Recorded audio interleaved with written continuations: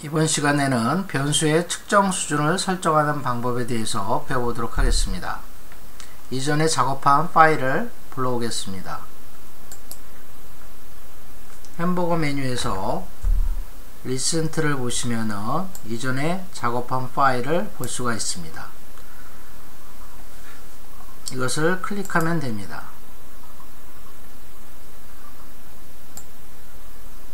그러면 다음과 같이 파일이 불러오는데요. 여러분들이 변수명을 보면 이모티콘이 있는 것을 볼 수가 있습니다. 이 변수의 측정 수준에 대해서 정확하게 정의를 먼저 내려주어야만이 이후에 올바른 통계 결과를 얻을 수가 있습니다. 하는 방법은 변수명에 커서를 위치시켜 놓고 더블 클릭을 하세요. 그러면 다음과 같이 변수 이름을 재설정할 수 있고 측정 수준을 설정하고 데이터의 유형 및 결측값을 처리할 수 있는 옵션이 제공이 됩니다. 변수의 이름은 한영을 쓸 수 있지만은 예를 들면 이와 같이 한글도 입력이 가능하지만 일부 통계 프로그램에서는 한글 변수로 인해서 오류가 발생할 가능성도 있습니다. 그래서 저는 영문 변수명을 지을 거를 저는 추천합니다.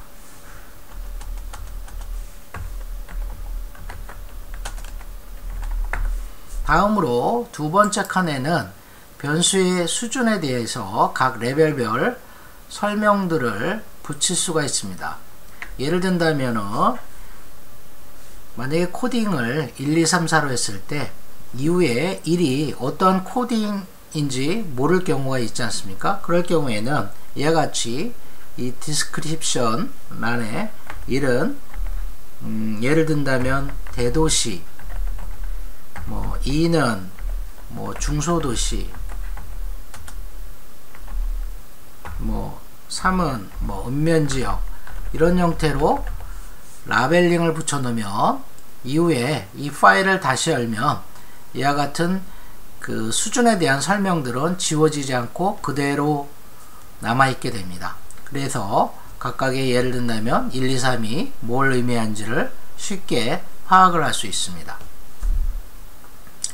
다음으로 측정 유형을 정확하게 지정을 해야 됩니다. 여기 있는 화살표를 클릭해 보면은 자모비에서는 4가지 측정 유형을 제공해 주고 있습니다. 나미널은 명명 척도를 의미하고 오더너는 서열 척도, 컨티뉴어스는 연속 척도를 의미합니다. 여기서 여러분들이 구분해 줄 수 있는 거는 요 2개만 구분을 해주면 됩니다. 자모비에서는.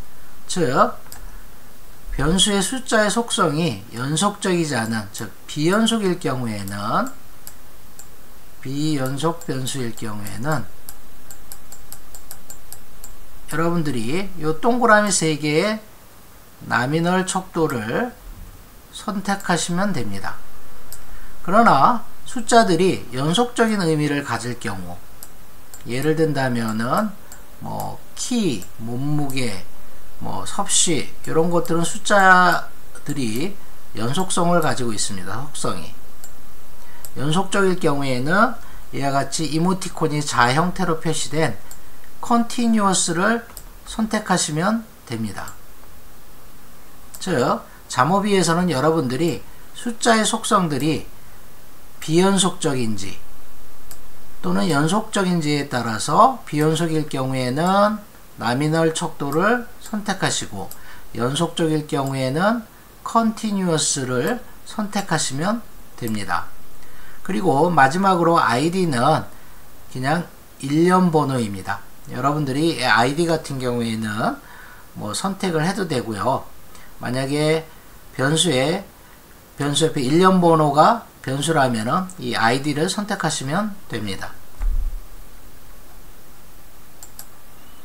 그러면 여기 로케이션 같은 경우에는 대도시, 중소도시, 읍면, 스몰, 라지, 미들, 스몰로 이렇게 분류된 겁니다. 따라서 척도는 나미널이기 때문에 나미널을 이렇게 선택하시면 됩니다. 그 다음에 우리가 젠더일 경우에는 이것도 남녀로 구분이 되어 있기 때문에 나미널 척도입니다. 다음 릴레이션, 요거는 사회관계성 점수, 검사 점수이기 때문에 이거는 연속적인 속성을 갖고 있습니다. 그래서 요거는 continuous를 선택을 합니다. 다음 변수로 여러분이 이동하기를 원하시면은 요거를 클릭하시면 됩니다. 자아개념 점수 역시 점수이기 때문에 연속 변수입니다. 만족도 점수 역시 이것도 연속 변수입니다. 영어 점수 연속 변수입니다.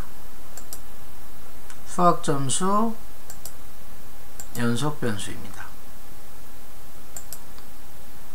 사전검사 연속 변수입니다. 사후검사 연속 변수입니다. 이렇게 지정을 해주시면 됩니다. 그리고 다 끝났을 경우에는 이렇게 돌아가기 버튼을 누르시면 됩니다. 그럼 이와 같이 각각의 변수의 측정 수준들을 분석을 하기 전에 지정을 해 두었습니다.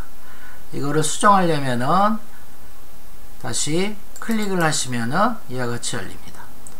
만약에 변수가 여러 개 있을 경우에 한꺼번에 지정을 하시길 원하면은 변수를 클릭하신 다음에 Shift 키를 누르시면은 이와 같이 화면이 연속으로 블락이 되면서 여기 Selected가 이렇게 늘어나는 걸 볼 수가 있습니다. 그리고 여러분들이 요거를 만약에 명명 변수로 바꾸기를 원한다. 나미널 척도로 이렇게 나미를 하면은 이와 같이 일괄적으로 변수들이 바뀌어 있는 거를 확인할 수 있습니다. 다시 바꾸기를 원하면은 다시 Continuous를 선택하시면 됩니다. 다음으로 돌아와서 지금 현재 그 로케이션 변수는 문자로 숫자로 입력이 된 게 아니라 문자로 입력이 되어 있죠. 그렇기 때문에 데이터 타입을 열어보시면은 문자로 입력이 되어 있을 경우엔 텍스트라고 지정을 해주세요. 만약에 숫자가 정수 형태로 되어 있으면 인티저를 선택합니다. 만약 숫자에 소수점이 포함이 되어 있으면 데시말을 선택하시면 됩니다.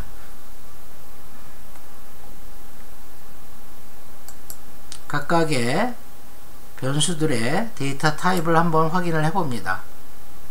네, 정수로 되어 있고요. 정수로 되어 있고 인티저, 정수로 되어 있고 정수로 되어 있음을 확인할 수 있습니다. 마지막으로 여러분들이 결측값을 여기에 입력을 하면은 숫자를 입력을 하면 결측값에 해당하는 숫자를 입력을 하면은 해당 값들은 잠오비 통계 분석에서 결측값으로 인식하고 분석을 수행하게 됩니다. 예를 들어 보면 요 포스트 변수에 제가 결측값을 99라는 숫자로 입력을 했습니다. 그래서 요 99는 결측값을 의미합니다.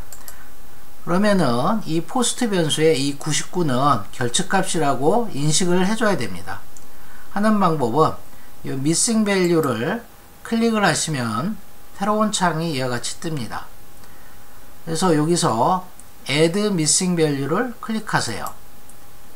그러면 여기에 source라고 되어 있습니다. 이 source는 지금 얘기하는 이 포스트 변수를 의미합니다.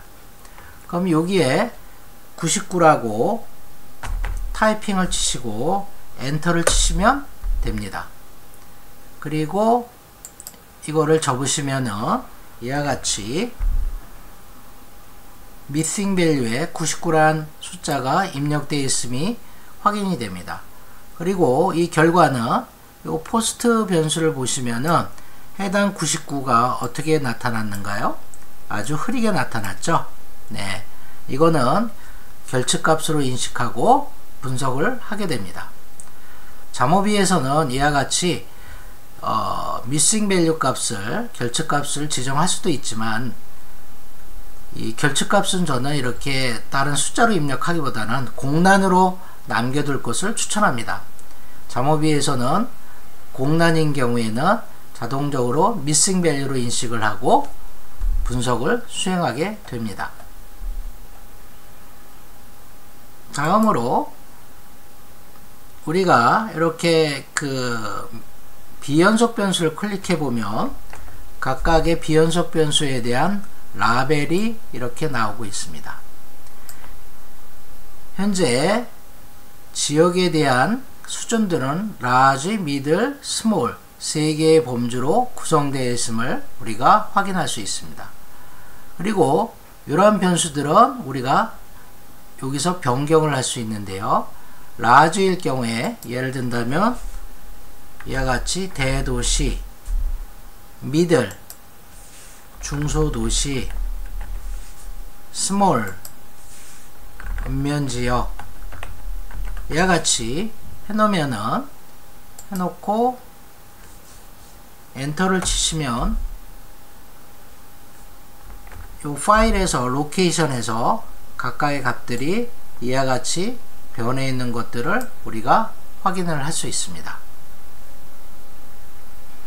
그리고 모든 작업들이 끝나면은 돌아가기 버튼을 누르시면 됩니다.